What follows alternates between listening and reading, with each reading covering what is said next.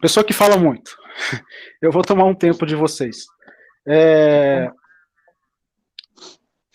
a, a pessoa se chamava Per Curran. Per Curran, em 1883, ela foi uma das precursoras da escrita automática. Ela saiu daquela situação do... eu acho que a maioria aqui conhece aquele tabuleiro que geram, os espíritas falam, o espírito fala para a pessoa através do tabuleiro, mas ela evoluiu aquela questão, porque uma certa feita, em 1913, um certo espírito apareceu para ela, apareceu assim, né? Não de forma visual, mas de forma auditiva. Apareceu para ela e começou a falar que o nome dele era Patiente Holt. Patiente Holt, ele explicou que vivia no século 17. E a partir daí ela começou a escrever coisas, é, vários, vários poemas antigos, inclusive um dos poemas que ela escreveu uma história que, inclusive, o New York Global comparou a Ben-Hur, que foi uma história de Jesus. E as pessoas que leram isso aí acharam que essa história era superior, inclusive, aos evangelhos. E ela ganhou notoriedade no período, porém, quando ela escreveu um livro que era, na verdade, uma outra história, eles verificaram que era impossível aquela história ter sido realmente escrita por um espírito daquela época, porque não tinha dados específicos. Então ela caiu em descrédito. Só que aí, durante alguns aspectos aqui do livro, o autor ele prefere ficar com... Assim, eu vou falar sobre duas hipóteses, tá? A hipótese da dissociação, que ele comenta aqui, e a hipótese que o Nicolas, inclusive, já deve ter falado lá no canal dele muito. Da... Ai, caramba. Me ajuda aí, por favor. Quando o micromovimentos Micro. muscular. Movimento ideomotor? Isso, ideomotor. Começaram a investigar que algumas psicografias se davam pelo micromovimento ideomotor, só que ele não explica tudo. Ele começa a falar aqui sobre algumas experiências que uns psicólogos fizeram, inclusive um dos psicólogos chama Dan Wegner, que ele pesquisou aquela influência do pêndulo. É uma experiência que você pode fazer em casa, é simples de fazer, você pega um pedaço de linha, amarra algo mais pesado na ponta, estira ela e faz o pêndulo. E você imaginando na sua cabeça, você começa tenta ficar imóvel o máximo possível. Você imagina um círculo ou até mesmo uma cruz, e você vai perceber que o pêndulo vai fazer esse movimento. Isso se chama o movimento ideomotor, que ele descobriu. Ele identificou que boa parte das pessoas que faziam psicografia tinham o movimento ideomotor. Só que a questão é que essa explicação não explica as cartas psicografadas e não explica alguns textos que a comunidade espírita costuma falar que tem, o espírito fulano de tal escreveu tal coisa, tal. E algumas perguntas que ficam no ar, que como essa pessoa, de forma rápida, porque ela não teve tempo de raciocinar, ela conseguiu escrever tal coisa. Então, eu prefiro ficar com a outra hipótese que ele toca aqui, que é a dissociação.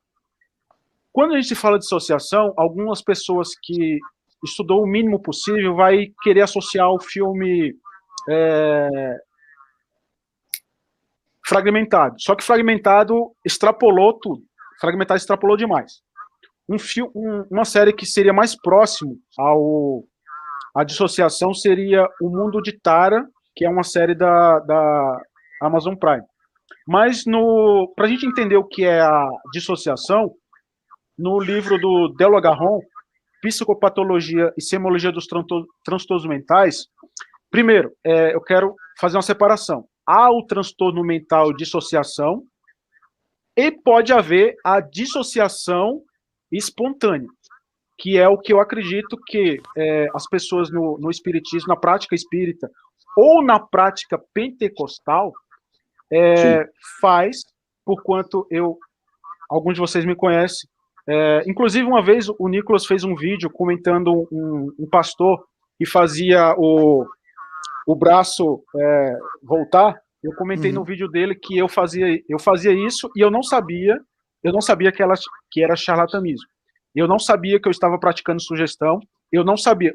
Eu praticava como se de fato fosse de verdade, porque eu via, em todas as igrejas pentecostais que eu passava, geralmente eu chamava as pessoas com dores, tá com dor de coluna e tal, vem aqui à frente que Deus vai te curar. Então eu fazia esse teste e eu não sabia que era frajuto. E geralmente a maioria das pessoas que tinham desvio na coluna realmente mostrava uma certa diferença. E eu começava a dar comandos, sugestão, ossos crescem, fecha os olhos, imagina Deus, e eu começava a dar comandos. Ossos crescem, músculos voltem, ossos crescem, músculos voltem, e as dores vão embora. E você percebia que a mão, ela ia voltando. Mas isso o Nicolas explica muito bem lá nos vídeos do canal dele, o que acontecia. E aquilo, para a pessoa que estava passando pelo processo, era Deus. E para mim, que eu não sabia que eu estava fazendo sugestão, para mim também era Deus. Isso era uma prova para mim que Deus realmente estava operando ali. Então, eu estava de verdade agindo com boa fé. Eu não estava agindo com o charlatanismo. Então, partindo do ponto que existe a dissociação transtorno mental e existe a dissociação por sugestão ou espontânea. Então, para explicar o que é dissociação, ela é uma alteração qualitativa da consciência. Na última terça-feira eu falei sobre estados alterados de consciência, mas aqui eu já vou direto falar o que é dissociação, que é um estado dentro dos estados alterados de consciência. A dissociação da consciência, tal expressão designa a fragmentação ou divisão do campo da consciência, ocorrendo perda da unidade psíquica comum do ser humano. O termo dissociação pode cobrir não apenas a consciência, como também a memória, a percepção, a identidade, o controle motor. Neste livro, entretanto, optamos por utilizar a noção de dissociação, centrando nas alterações da consciência. A dissociação da consciência ocorre com mais frequências nos quadros anteriores chamados histéricos, crises histéricas do tipo dissociativo. Nessa situação, observa-se dissociação da consciência, um estado semelhante ao sonho, ganhando caráter de estado onírico, em geral, desencadeada por acontecimentos psicologicamente significativos. É bom destacar isso aqui, ó. Em geral, desencadeada por acontecimentos psicologicamente significativos, conscientes ou inconscientes, que produzem grande ansiedade para o paciente em crises que duram minutos, horas, raramente permanece por dia.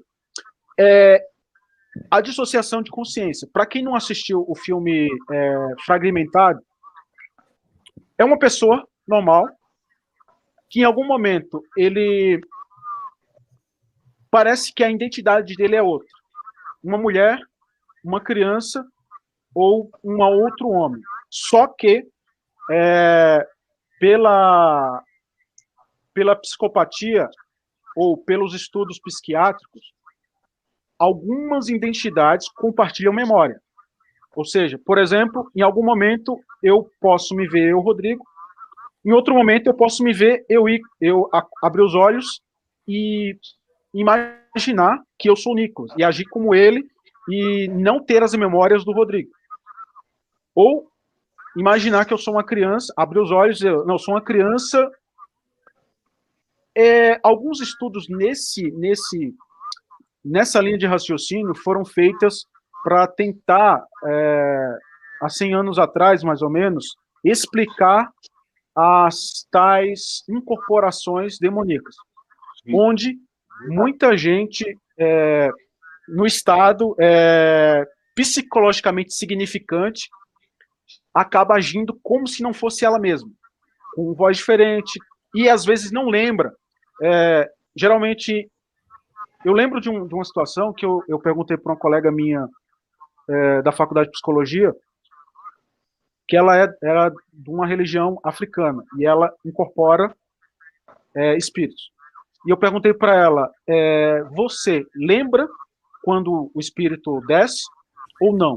Ela falou que às vezes sim, às vezes não. Há momentos que realmente apaga tudo, ela não sabe de nada. E há momentos que ela está consciente e percebe as coisas. Então, vamos dizer assim que há níveis. É como o Nicolas já hipnotizou muita gente, acredito que ele já pegou um caso de regressão, onde parece que a pessoa que está ali não é a pessoa que está ali, é uma pessoa diferente. Então, pode acontecer de um estado, vamos dizer assim, esses caras que fazem psicografia. Eu não estou dizendo, não estou batendo martelo aqui dizendo assim, é isso, mas é uma explicação possível para aquelas situações que ele escreve muito bem, e numa alteração de consciência onde ele acha, ou seja, ele tem várias alterações de identidade, vamos dizer assim. A consciência dele se parte em pedaços, e por ele praticar uma religião que fala que em alguns momentos, diante de algumas pessoas, alguns espíritos vão encarnar nele, ou vão falar através dele, ou vão escrever através dele, ele vai ter que... É possível que, através de um conjunto de coisas que acontecem, concomitantes, como a leitura fria, a leitura quente, que a pessoa já está acostumada ali a ler as pessoas, tal, talvez ela não faça de forma consciente. Tipo, eu, Rodrigo, estou lá no Centro Espírita, e eu sei que vai vir umas 5 pessoas aqui para ser atendido por mim. E eu vou entrar no estado de auto-hipnose, porque talvez eles não saibam que eles relaxando lá para deixar o corpo livre para o espírito tomar conta deles, eles praticam, sei lá, uma auto-hipnose. Então, eles praticando ali, eles alterando a sua própria consciência de forma voluntária, pode acontecer caso eles sejam daquelas pessoas que eu fico com as escalas de suscetibilidade. Acredito que aqueles que se dizem ser médios pontuam alto, e acredito que eles ficam naquele estado, e por alterar, vamos dizer assim, quebrou a consciência, ele assume outra identidade ali em frente à pessoa. Quando ele olha para a pessoa, quem pratica muito a leitura fria, a leitura quente, por exemplo, no Brasil, tem o Bruno Consalto, que o Nicolas deve conhecer. Ele é muito bom nisso. Vamos dizer assim, que é uma pessoa que pratica muito, que já está no espiritismo há muito tempo. Ele só de olhar para a pessoa, ele vai ter ali algumas dicas da pessoa. A forma que veste, o jeito que a pessoa anda, a forma que a pessoa está, ele vai ter algumas dicas, e ali ele vai começar a escrever. Sobre essas dicas, inclusive, eu lembro que as situações de curas que eu fazia na igreja pentecostal não era só cura, tinha questões de adivinhação também, que era a revelação. E algumas vezes eu acertava. Vamos dizer que a taxa de acerto era 60%. Inclusive, eu nunca fiz de forma voluntária, apesar que uma vez, para não ser injusto, uma vez eu fiz de forma voluntária e eu sabia o que estava fazendo. Por quê? Houve uma pressão social no momento. Eu fiz uma revelação para uma moça, eu não sei porquê, eu acertei porque ela começou a chorar e falou que era verdade. Eu tinha olhado para ela e na revelação dizia, eu sei que você está saindo com ele, e ele é comprometido, e não é para você sair mais porque não é da minha vontade. Isso foi a revelação de Deus. De Deus, né? Isso foi involuntário. Só que, do lado, tinha uma mulher e levantou e disse assim, a minha filha precisa de uma revelação. E, por incrível que pareça, não passeou em igrejas pentecostais, e acontece muito, pessoas que, por algum motivo, ficam em evidência, é chamado nas casas para fazer oração. Geralmente as pessoas chamam as pessoas para fazer oração com o intuito de o Espírito Santo falar com elas. Tipo, vai lá em casa, vou fazer oração lá, que ela não fala nada. Ela espera que no momento da oração aconteça algo e Deus fale com a pessoa. Então, essa outra mulher falou, a minha filha precisa que Deus fale com ela. Tipo, uma pressão. E eu fui forçado, e a mulher, tipo, ela deu uma dica, sabe? Ela deu dica pra eu falar pra filha dela. Ela falou assim, olha, ela tá saindo com um cara que eu não gosto. Isso foi o gatilho pra eu... Foi a única vez. Quando eu lembro disso, eu me arrependo. Fortemente. Porque todas as outras vezes foi de forma involuntária, mas dessa vez foi de forma totalmente voluntária. Eu fiz porque eu me envergonho por isso. Mas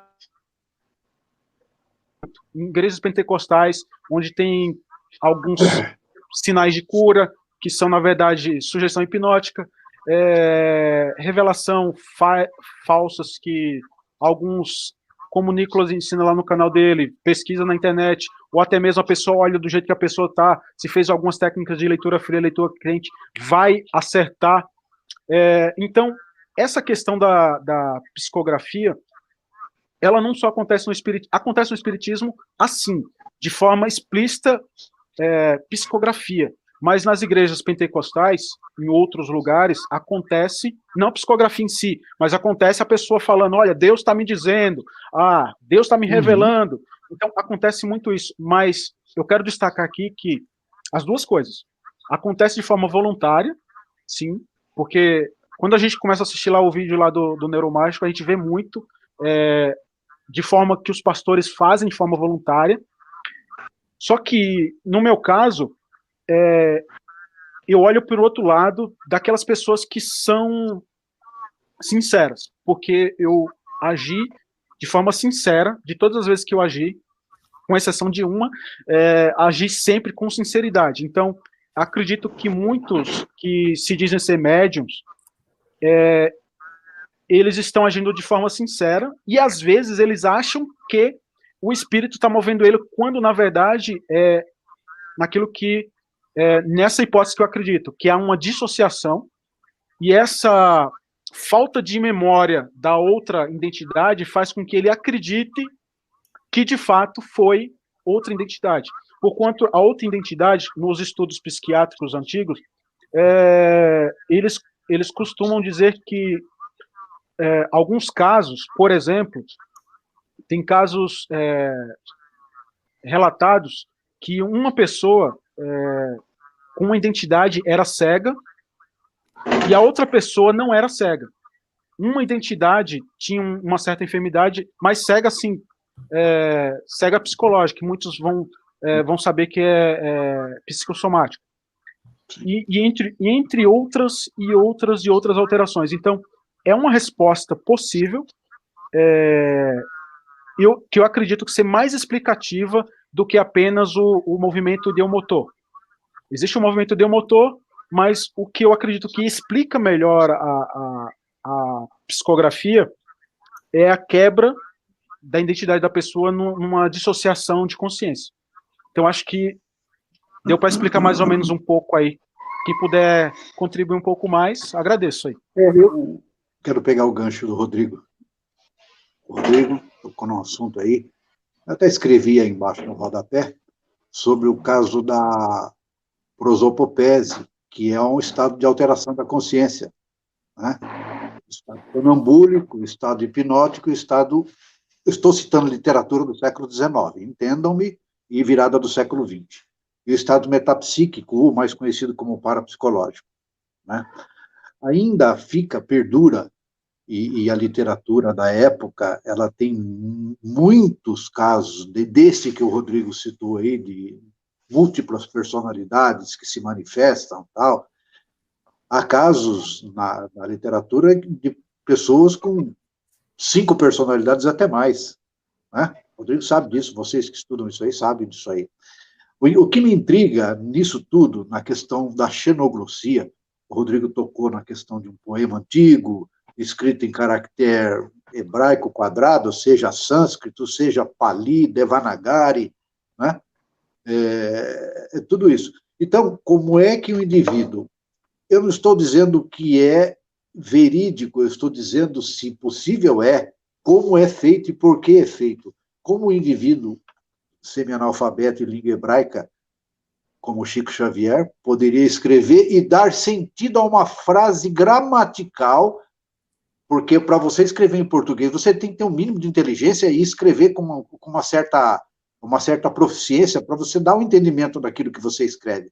Você já pensou em escrever sintaxe correta, morfologia correta, um cara que não conhece a língua, não conhece a escrita, não conhece nada, e então, um indivíduo que conhece a língua hebraica ler e entender. Eu vou te trazer uma resposta. Eu não sei se vai ser... Eu não sei se vai ser... vamos dizer assim... Satisfatório. Isso. Eu não sei se vai ser satisfatório, mas eu li 4 livros do Padre Quevedo, e um deles é A Face Oculta da Mente. Na Face Oculta da Mente, ele tenta explicar algumas dessas situações, e teve um caso lá que depois que uma menina lá, um menino bateu a cabeça, ele começou a falar chinês. Ele começou a falar chinês e ninguém da família falava chinês, e chamaram os padres lá, parapsicólogos, para tentar ver o que era, se era manifestação demoníaca, se era espírito e tal. E eles investigaram o caso e fizeram uma regressão, e depois investigaram com outros familiares e descobriram que na infância existia um empregado lá na casa que ele falava chinês fluente, e algumas coisas, listas de compra, ele falava para o patrão, coisas da lista de compra, sabe? E depois eles verificaram, fizeram uma indagação, chamaram um intérprete, que a criança adolescente lá falava.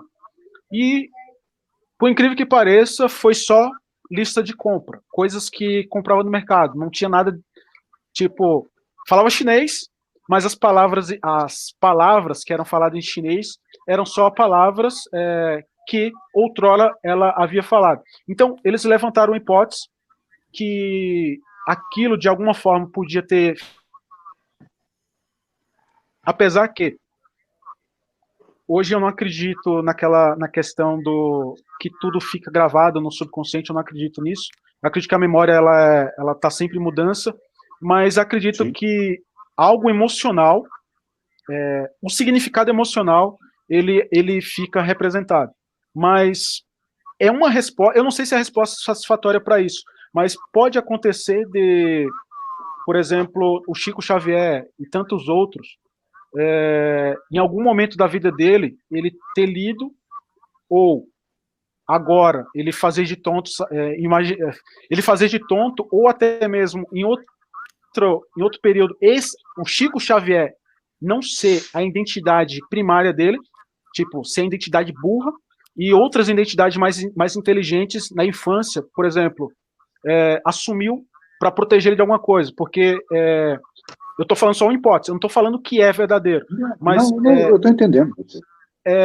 Uma hipótese é que geralmente pessoas que fragmentam a identidade, segundo alguns estudos, assim, monstruoso. E essa fragmentação é para a nova identidade proteger as outras identidades, ou a identidade que é a primária. E pode ter acontecido, a gente nunca vai saber, mas é tentar responder. Pode acontecer o Chico Xavier, quando era na infância dele, teve muitos problemas, problemas psiquiátricos, problemas com a família, e surgiu identidade para tomar conta disso. Olha, eu vou tomar conta de você, fica aí quietinho, bloqueia tudo, e eu, burrão, vou assumir aqui, quietinho, vou assumir, ninguém vai mais te perturbar. É só uma hipótese, tá? Então, o Chico Xavier inteligente podia estar lá. Podia estar lá. Eu não estou dizendo que é isso. Eu vou dar um palpite nesse assunto aí, e depois eu encerro que eu vou precisar sair. Eu acho que a gente está pulando etapas. Etapa 1. Ele fez isso em ambiente controlado? Com certeza não. Não fez. Hipótese mais plausível. Outra pessoa escreveu a carta. Hipótese 1. Olha o que eu psicografei. Isso nunca foi alertado. Ele não psicografou, né? Provavelmente, sequer ele psicografou com pessoas vendo. Mas mesmo que fosse... Eu estou entendendo, eu acredito nisso aí. Ele pode só ter decorado. O que é isso aqui? Alguém escreve para mim. Isso. Vou decorar como que é isso, eu replico na hora e não consigo ler mais. Você tem que excluir o mais plausível. Aí depois que ele fizer em ambiente controlado e provar que esse fenômeno de fato acontece, eu vou tentar compreender. O fenômeno de compreender o trabalho de compreender um fenômeno vem pós comprovar a existência dele. É a mesma coisa que nós tentarmos explicar Deus sem comprovar a existência dele. Primeiro vamos comprovar que existe um Deus e depois tentaremos explicar. Não tem que tentar explicar o que não comprova é a existência. Ô, Neuromágico, interessante que se você olhar, você está tocando numa questão, e o Rodrigo também vai entender o que eu vou dizer, e todos aí vão entender. Via de regra, você conversa isso com o espírita, ele evoca Aristóteles. Não, mas ele tem a potência e tem o ato, ele consegue entender, a gente não sabe o que está na cabeça dele. Não, então vamos fazer o seguinte, vamos monitorar esse fenômeno, vamos colocar ele dentro de um laboratório, fazer como o companheiro falou, vamos colocar ele no laboratório e fazer com que ele se reproduza ad nauseam. Aí, é muito simples. Pega 10 cientistas, vamos escrever um número aqui de 10 dígitos no envelope fechado. Algum espírito pode incorporar aqui, você tem o tempo que você quiser e revelar o que está escrito aqui. É uma informação só. O problema disso é que a gente sempre passa o controle do fenômeno para o médium. Olha aqui, psicografei. E olha que eu trouxe aqui, uma informação. Você passa o controle para ele, e aí você não tem como você verificar isso. A questão aqui é controle, como qualquer método científico. E outra coisa, vamos parar com esse papo de Chico Xavier era semi-analfabeto, como podia ter escrito tanto? Nós estamos falando só de estudo formal. Sim, não, ele não tem estudo, ele tem cultura, é diferente. Pois é, mas se você vê ele no Pinga Fogo, por exemplo, ele é uma pessoa articulada, culta. 75, e ali ele não estava incorporado, ele tinha muito conhecimento, muita informação, ele podia escrever muitas coisas. Não é porque ele não teve formação escolar que ele era burro. Não, ele não era nada burro. Ele era inteligente, culto, articulado, bem-humorado, ele sabia ser dramático, ele sabia ser performático, ele sabia conversar, ele sabia de vários assuntos. Não tem nada de semi-analfabeto, não, só porque não teve estudo formal.